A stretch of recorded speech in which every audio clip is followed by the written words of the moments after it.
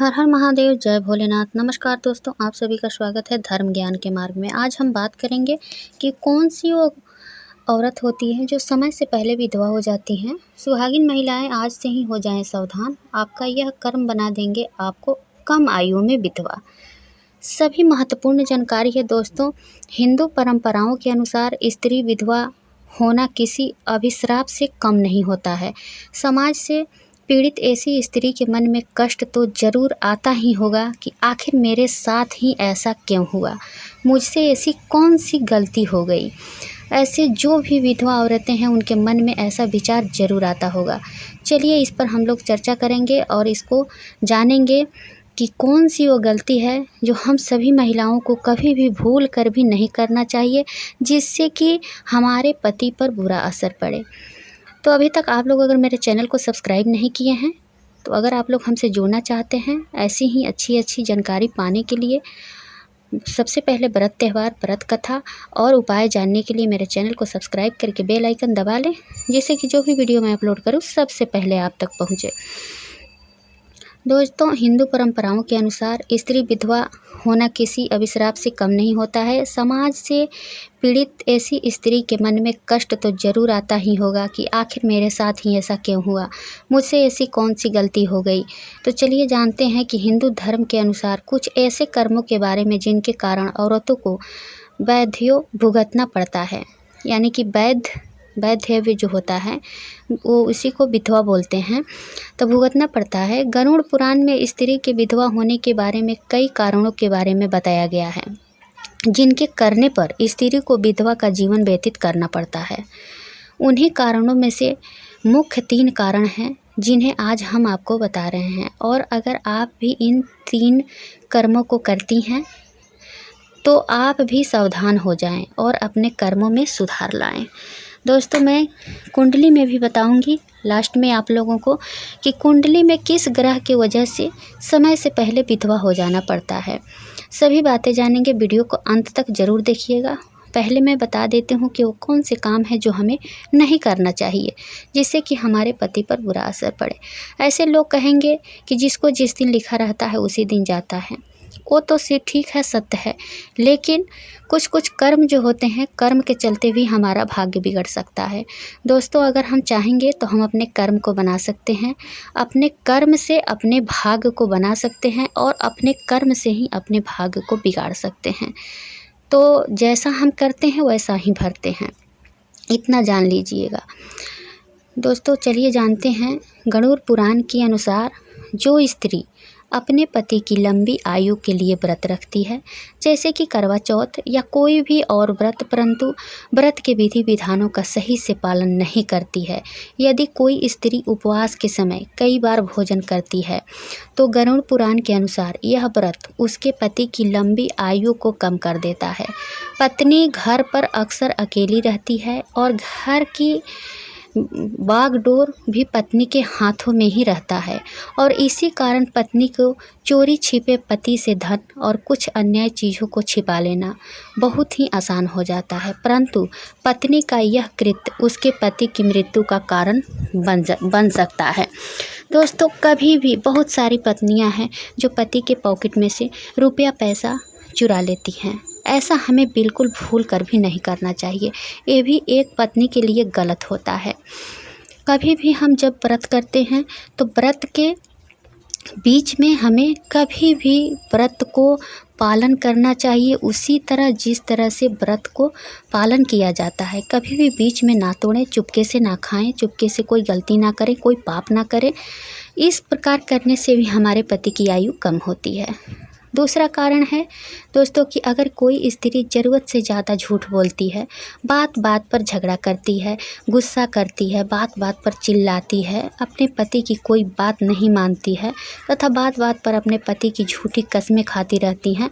बहुत सारी औरतें होती हैं दोस्तों की बात कुछ नहीं होता है और झूठी कस्में खाती रहती हैं। ऐसा बिल्कुल भूल कर भी हम सभी महिलाओं को नहीं करना चाहिए। ऐसी स्त्री के पति की आयु भी कम हो जाती है। अगर कोई स्त्री प्रतिदिन अपने पति से झगड़ा करती है और अपशब्द बातों का इस्तेमाल करती है। पति के लिए अपशब्द बातों का इस्तेमाल करने, जैसे कि पति को कब बोल देती है गुस्से में कि जाओ तुमको ये हो जाएगा, वो हो जाएगा। ऐसे बहुत सारी पत्नियां हैं जो बोलती रहती हैं। तो इससे क्या होता है कि बड़ा पाप माना गया है। इस कृत्य का परिणाम पति की अकाल मृत्यु का कारण बनता है और ऐसी महिलाओं के पति की अकाल मृत्यु भी हो सकती है। तो कभी भी अपनी मुख से अशब्द बातें ना निकालें। वहीं तीसरा कारण है दोस्तों कि यदि कोई स्त्री अपने पति की लंबी आयु के लिए व्रत तो रखती हैं, लेकिन साथ ही साथ अपने पति का अपमान भी करती हैं, तो उसके द्वारा रखा गया व्रत निष्क्रिय हो जाता है और उसका यही कृत्य उसे विधवा बना सकता है। यदि किसी व्यक्ति की पत्नी मांस का सेवन करती है तो उसके पति के स्वास्थ्य में दिक्कत आती रहती है और साथ ही साथ वह मांसाहार उसे विधवा भी बना सकता है। वहीं मांसाहार को शास्त्रों में घोर पाप भी माना गया है। वहीं शास्त्रों में कुछ और भी ऐसे कर्म बताए गए हैं जिनके करने से स्त्री विधवा बन सकती है। वहीं अगर कोई स्त्री अपने सुहाग की चीज़ों का महत्व नहीं समझती है और अपने पति की इज्जत नहीं करती है तो यह कृत्य उसे यानी कि कम उम्र में ही विधवा बना देता है। अगर कोई स्त्री दूसरे पुरुष को प्रेम वासना भरी नज़रों से देखती है और किसी पर पुरुष के साथ संबंध स्थापित करती है तो ऐसी स्त्री को भी ये जान लेना चाहिए कि उसका ये पाप कर्म उसे कम उम्र में ही विधवा बना सकता है। दोस्तों, हम सभी महिलाओं को ये भूल कर भी गलती नहीं करनी चाहिए। कभी भी अपने पति के सिवाय किसी पर पुरुष के सामने अपने पति स्वरूप उसे नहीं देखना चाहिए और कभी भी दूसरे पुरुष के साथ संबंध नहीं बनाना चाहिए। ये तो सबसे ज़्यादा घोर पाप लगता है। अपने पति के सिवाय अगर किसी दूसरे पर पुरुष को हमें देखना तक नहीं चाहिए। कभी भी अगर आप किसी दूसरे को देखें तो अपने भाई के समान देखें, अपने पिता के समान देखें, अपने बड़ों के समान देखें, लेकिन कभी भी बुरे नज़र से नहीं देखना चाहिए। और भूल कर भी शादीशुदा महिलाओं को कभी भी किसी दूसरे पति से संबंध नहीं बनाना चाहिए। ऐसा करने वाले लोग तो बहुत जल्द, यानी कि वो जो पाप होता है वो बहुत जल्द भर जाता है और वह घड़ा बहुत जल्द फूट जाता है। तो बिल्कुल भी इस प्रकार करने से हमारी जो उम्र होती, पति की उम्र जो होता है, धीरे धीरे कम होने लगता है। बहुत सारी गलतियां पत्नी करती हैं। एक बात और मैं आप लोगों को बता दूं, जैसे कि मान लीजिए कि हम कोई व्रत करें, हम अपने पति के लिए करवा चौथ का व्रत रखते हैं, हरिताल का तीज व्रत रखते हैं, बहुत सारी व्रत है, सुहाग वाली हम रखते हैं। लेकिन क्या हम जब वो व्रत रखते हैं और जब हम अपने पति का सम्मान नहीं करते हैं, भगवान समझ के उनको पूजा नहीं करते हैं, तो क्या हमारा व्रत करना कोई उचित होगा? नहीं हो सकता है। इसीलिए कोई व्रत आप अगर ना करें और केवल अपने पति को भगवान समझकर पूजा करें तो दोस्तों उतना ही से पति धर्म हो जाता है। और पति धर्म यही है।